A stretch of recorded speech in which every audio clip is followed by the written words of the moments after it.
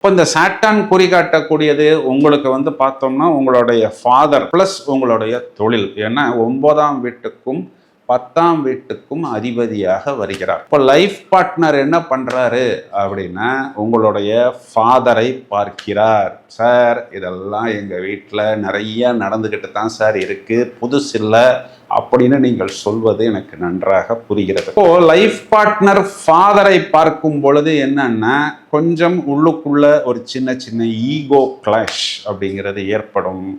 உங்க ஃபாதரும் உங்க லைஃப் பார்ட்னரை பார்க்கிறார். ஆனா உங்க ஃபாதருடைய பார்வை உங்க லைஃப் பார்ட்னரை பெரிதாக ஒன்றும் பண்ணாது. ஓரளவு பெருந்தன்மையா விட்டு கொடுத்து போய்விடுவார் அப்படின்னு நம்ம எடுத்துக்கொள்ளலாம். ஆனால் இந்த இடத்தில் உங்க லைஃப் பார்ட்னரை குரு பார்க்கிறார். அப்போ என்ன ஆகும் அப்படின்னா, குறிப்பா அது எந்த மாதிரி விஷயத்துக்காக இவங்க பார்க்காங்க அப்படின்னா, இடம் பூமி சம்பந்தப்பட்ட விஷயம், கடன் சம்பந்தப்பட்ட விஷயம், திரும்பவும் இடம் பூமி தொழில் சம்பந்தப்பட்ட விஷயம்.